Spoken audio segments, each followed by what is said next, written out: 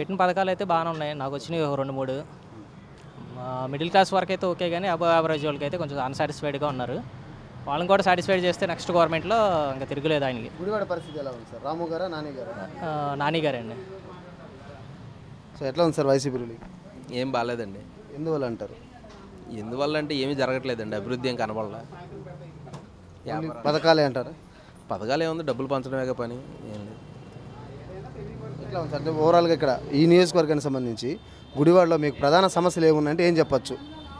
ఆ సమస్యలు ఏముందో కానీ మేము సాటిస్ఫై అవ్వాలి, ఎవరు సాటిస్ఫై అవ్వాలి, అదైతే ఓవర్గా చెబుతా.